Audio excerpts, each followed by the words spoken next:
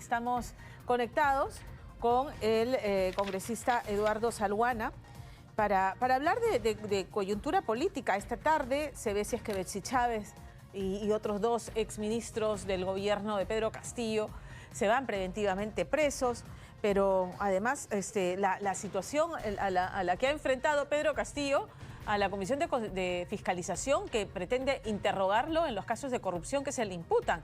Él reclama que debe ir juramentar y dar testimonio presencialmente cuando cumple prisión preventiva. Son varios los temas, y luego en el frente internacional este predicamento en el que nos ha puesto el gobierno chileno, porque hay que decir las cosas claras. Se desembarazan del asunto, expulsan a los indocumentados de su país, venezolanos principalmente y colombianos, y hay testimonio en video de cómo carabineros, algunos malos elementos, queremos pensar, que incitan a estos ciudadanos ilegales, ¿no?, a evadir los controles fronterizos peruanos para ingresar ilegalmente a nuestro país, que es una investigación que el canciller en Chile ha dicho se está investigando. Señor Salguana, ¿cómo está? Buenas tardes, bienvenido. Pamela, muy buenas tardes. ¿Cómo le va? Buenas tardes. A ver, entiendo que en su bancada hay una preocupación en la Alianza para el Progreso sobre los cambios ministeriales. ¿Considera que no era necesario estos cambios en el caso de educación, por ejemplo, por las polémicas y el desencuentro respecto a la postura de la Corte Interamericana de Derechos Humanos, que ya venía sumándose a otras expresiones desafortunadas del ministro de Educación? ¿Encuentra que eran innecesarios estos cambios? En general, Pamela, creo yo que los ministros y todo gestor público en general debe tener un nivel de estabilidad, porque desarrollar políticas públicas es bastante complicado, sobre todo en un país tan inestable como el nuestro.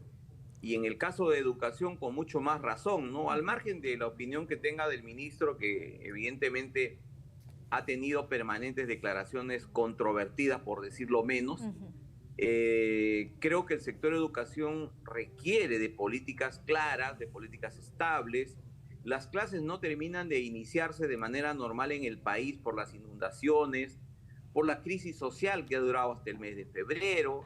Los colegios y la infraestructura educativa están en pésimas condiciones. Entonces, uno quisiera ver y tener ministros con mucha más estabilidad, mayor presencia, mayor tiempo para que desplieguen políticas y acciones concretas, ¿no? Entonces, por ahí es mi primera preocupación, ¿no?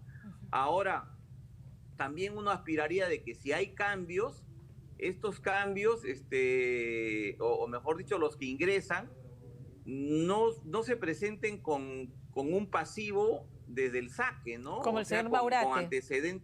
Con antecedentes que la prensa inmediatamente pues los hace públicos, y que genera una sensación de que no hay los filtros correspondientes, que no se hace lo adecuado, que se cambia por circunstancias de amistad, de cercanía, de haber trabajado antes junto con los funcionarios del gobierno actual. Entonces, por ahí que ensombrece, ¿no?, el inicio de una gestión, que el ministro, en vez de estar preocupado en las políticas que va a desplegar o continuar las que ha venido realizando su predecesor, está preocupado en defenderse y aclarar. Entonces eso no ayuda, ¿no?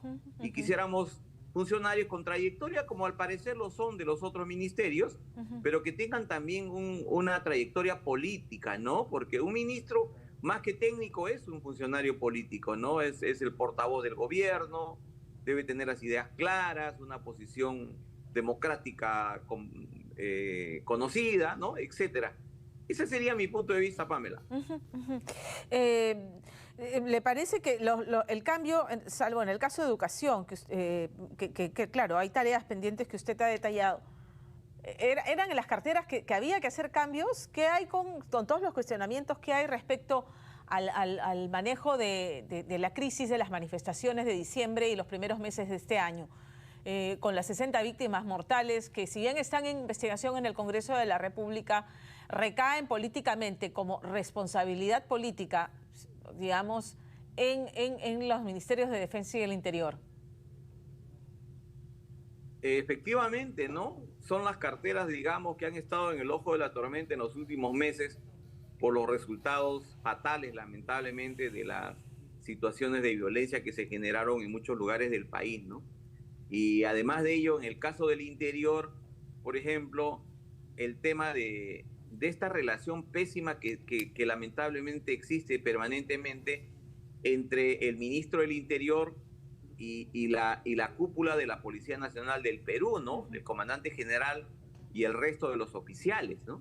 Entonces siempre ha habido una relación tirante y siempre sale mal parada la policía, ¿no? Manoseada, con el tema de los ascensos vinculados a coimas, a pago de diversas sumas de dinero, las argollas vinculadas a los códigos, ¿no? Entra el comandante general del Código 1, jala a toda su gente de ese código, lo que era la ex Guardia Civil, ex Guardia Republicana, Policía de Investigaciones, y se deja de lado la capacidad técnica, el profesionalismo, la trayectoria, ¿no? Entonces la policía está de tumbo en tumbo. Y por eso es que una de las exigencias mayores de la población es las quejas sobre seguridad ciudadana. Y no solo en Lima, ¿no? Por ejemplo, hoy día le hemos visto a la presidenta anunciar que iban a 3.000 efectivos se incorporan a la seguridad ciudadana en Lima. Y uno se pregunta, ¿y provincias, no? Mi región tiene la más alta tasa de homicidios a nivel nacional, ¿no? Por ejemplo, sicariato, extorsiones, narcotráfico, y la policía está como replegada, porque no solamente es el tema del maltrato, sino que además en el tema personal, sino en el tema logística, infraestructura. Las comisarías en Madre de Dios, las comisarías en las fronteras están que se caen a pedazos, no hay vehículos, no hay motocicletas, las camionetas están en el suelo. O sea, en realidad hay que reorganizar la policía y eso no lo escuchamos, no escuchamos iniciativas de ese tipo al ministro del Interior, por ejemplo, ¿no? Entonces, por ahí creo que son los temas en los cuales la presidenta debería echarle una mirada mucho más a fondo, ¿no? Entonces, a la luz de esos argumentos, debió haber un cambio en el Ministerio del Interior, debió haberse revelado al general Chávez Cresta. O sea, yo creo que en el tema del interior hay que darle una mirada así a fondo, ¿no? Porque mira el tema de lo que está pasando, además en la frontera, ¿no? Obviamente no es responsabilidad del ministro del Interior, pero sin embargo creo que el tema de seguridad ciudadana tenemos que encararlo frontalmente. Y eso requiere un liderazgo mucho más claro, una policía nacional que se le respete, ¿no? Hay corrupción hasta en el tema del fondo de vivienda, en el tema de la salud, etcétera, ¿no? Y ahora, el tema de lo que está pasando en el sur, habría que ponerlo los reflectores, obviamente en la coyuntura, en lo que está pasando, en la crisis humanitaria, ¿no? Pero más allá habría que mirarlo en el sentido de que dónde está el origen del problema, ¿no? Y porque en el Perú hay muchos que nos han dado los discursos en los últimos años para que se implemente políticas similares a las de Venezuela, a las de Bolivia, y los resultados son los que tenemos, ¿no? Millones de seres humanos trajinando como gitanos por el mundo, ¿no? Con sus hijos a cuestas, es todo un drama humano, ¿no? Ese es creo que el tema de fondo que hay que ponerle la puntería y reflexionar y discutir para que la gente, algunos políticos no sigan repitiendo lo mismo. Una precisión. Primero corregirme, el ministro del Interior es Vicente Romero, y volver a reiterar la pregunta, a la luz de todo lo que nos ha dicho, ¿debiera entonces haberse cambiado o debiera cambiarse al ministro del Interior, a Vicente Romero? Yo creo que es un ministerio a la que habría que evaluar y habría que hacer cambios, ¿no? Yo creo que ahí, o sea, como que estamos solo administrando el señor la crisis, Vicente Romero debiera ser relevado. Yo creo que él debería proponer alternativas y propuestas y estrategias claras, y eso es lo que no se ve. Entonces, si no vemos eso, hay que tomar decisiones políticas para que las cosas mejoren. Correcto. Ahora, en el caso de la frontera, que era el último tema que estaba abordando, congresista, tenemos esta situación en la que Chile se desembaraza del problema, expulsa, pero no los expulsa a su país de origen, que es el procedimiento de expulsión.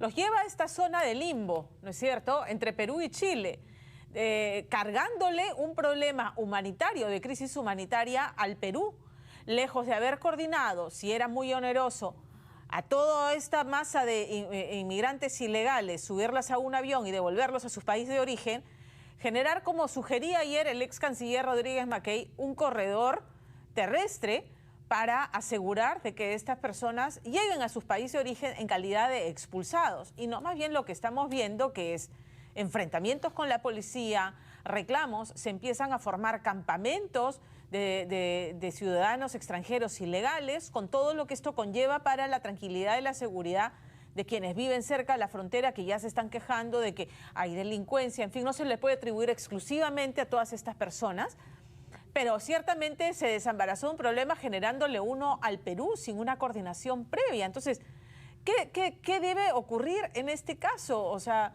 ¿cómo manejar este tema? ¿Qué debe hacer la Cancillería? ¿Qué debe hacer el Ministerio de Defensa? ¿El Ministerio del Interior?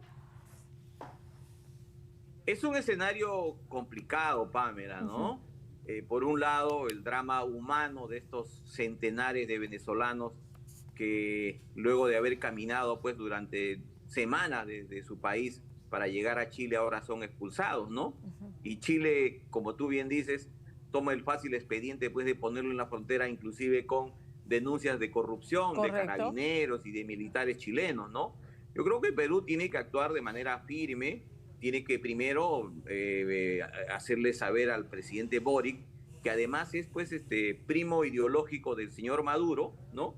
Que tiene que actuar de manera correcta, ¿no? Que aquí lo que ha debido hacerse es eso, expulsarlos rumbo a Caracas, pero lamentablemente lo que hemos sabido en los últimos tiempos es que Caracas no recibe a sus connacionales y los deja que sigan dando vueltas por Latinoamérica, ¿no? Trajinando su pobreza y su miseria y la ruina política y económica de ese país, ¿no? Entonces yo creo que la policía y Cancillería tienen que actuar al más alto nivel para ver qué salida damos a este tema, porque acogerlos, ya sabemos lo que está pasando a nivel nacional, ¿no? Acá en Lima, los niveles de delincuencia, no vamos a atribuirles a todos, pero sin duda alguna hay un alto nivel de situaciones de esta naturaleza. O sea, es una papa caliente que está lejos de resolverse y que no escuchamos ninguna vía de salida que usted considera debe ser bilateral. O sea, Chile no puede desembarazarse de la suerte de estos inmigrantes que inicialmente llegaron a su país y de algún modo lograron ingresar a su país. Efectivamente, o sea, ellos lo que dicen es, oye, vayan a Perú y ya pues que los peruanos solucionen el problema, ¿no? Yo creo que aquí tiene que haber una salida bilateral, como tú bien señalas, y eso pasa además con coordinaciones con el propio Maduro, ¿no? Que acepte a sus connacionales de retorno, ¿no? Porque lo que he escuchado, las declaraciones de los representantes de los refugiados, por denominarlos de alguna manera, ellos dicen, nosotros queremos ir a nuestro país, queremos regresar a nuestro país. El problema es cómo y cuándo y quién asume esos gastos. Y evidentemente algo tenemos que hacer, ¿no? Y eso, la primera responsabilidad será aquí de Perú y Chile. Finalmente, el expresidente Pedro Castillo, hoy en una sesión programada de la Comisión de Fiscalización, exigió, y por eso se levantó la sesión, exigió que la toma de juramento y de su testimonio sea de manera presencial. Materialmente es imposible, él está preso. ¿Cómo interpreta esta posición del expresidente y su abogado? ¿Y qué es lo que dice la ley y el reglamento del Congreso respecto a tomar testimonio de personas que están cumpliendo prisión preventiva? Lo que las normas procesales señalan y la práctica judicial, cuando hay un proceso penal con alguien recluido, privado de su libertad, se utiliza primero las instalaciones del propio penal, ¿no? Y segundo, de manera virtual. Esos son los procedimientos regulares y normales de hace mucho tiempo, ¿no? Y en este caso se trata de un testimonio, ¿no? Entonces, ese testimonio tiene que ser tomado de manera virtual porque él está privado de su libertad. Lo que está tratando de hacer, evidentemente, es más del show político al que estamos acostumbrados, ¿no? Querrá salir a decir alguna proclama que está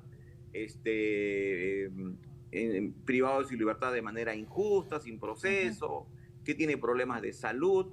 ¿Qué es lo que repite pues el señor Petro, el señor presidente de México, ¿no? Tratando de confundir a la opinión pública internacional, ¿no? Pero ya creo que está quedando totalmente claro que la situación del presidente Castillo es como consecuencia de su pretensión de dar un golpe de Estado el 7 de diciembre y ponerse al margen de la legalidad y la Constitución en el Perú.